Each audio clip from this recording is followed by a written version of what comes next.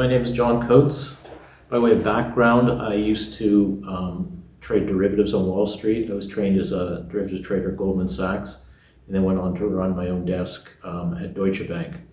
While there, I developed an interest in neuroscience and physiology and spent a great deal of my time up at Rockefeller University helping with experiments there, where I learned the basics of that science. I became convinced that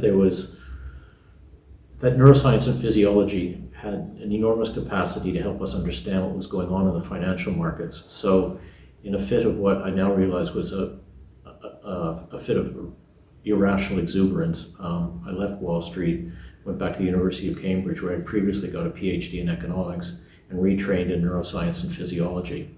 And since that time, I've been running experiments, studies on hedge fund trading floors, mostly in London, but also New York, which involve wiring up traders and portfolio managers with electronic monitors, wearable technology, head to foot, 24 hours a day for weeks on end, taking samples from their endocrine systems, their immune systems, and then taking this high frequency physiological data and correlating it with their performance data, their P&L, their VAR, the volatility of the market, the implied volatility. And what we found was eye-popping, because it seemed that the largest influence on the variance of trading P&L was variance in the trader's physiology. So since that time, we've been focusing on one physiological system after another to see its effects on your decision-making and risk-taking, how it's affecting your risk preferences, shifting them back and forth. That was an enormous discovery for us, because it's a sort of given of finance and economics that risk preferences are a stable trait. You reach adulthood and they stabilize, just like your height or eye color. It turns out that that is not true. Your risk preferences are shifting all the time, and it's your physiology that's doing the shifting. The practical implications of this research, which is now quite extensive, is that it helps traders, portfolio managers, any employee really that's involved in any kind of risk taking. It helps them understand what's driving their performance, the risk taking, and how they can control it. One of the most important lines of research is the effect of chronic stress on decision making and risk taking. Now, it was a bit of an eye opener for me to learn the physiology of stress, because I, like most people, believed that stress was a psychological phenomenon. It's a state of being freaked out because something as nasty has happened to you or is going to happen to you. But in fact, that's not what stress is at all. Stress is nothing more sinister than this. It is a metabolic and cardiovascular preparation for impending movement. That's it. It's just a physical preparation for movement. So it shuts down long-term functions of your body that aren't currently needed, like digestion, reproduction. It inhibits the immune system, and it flushes glucose and free fatty acids into your blood for immediate use. That's all it is. It's just preparing you for movement. Now,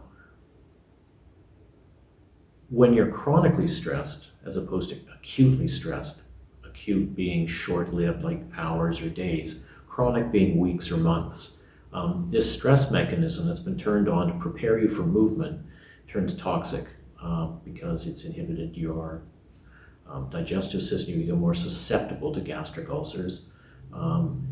Your heart rate's been increased, your blood pressure's increased, you become susceptible to hypertension. You've flushed all these nutrients into your blood, glucose, free fatty acids, and you're not using them, so you become susceptible during chronic stress to type 2 diabetes, abdominal obesity, and other ailments. So workplace stress is a real killer, and learning how to control it, it's a killer both for your health and for your risk-taking. Learning how to control it is essential. And that's something you can do if you properly understand how to manage your diet, your sleep, and most importantly, what you're doing in the gym. A great deal of the problems we're all facing right now during this crisis, the pandemic, is that we no longer have access to the gyms or to all the recreational facilities we once had, and that's narrowed down the range of physical activities we can engage in. And that, I think, has been hurting people and hurting their resilience to chronic stress.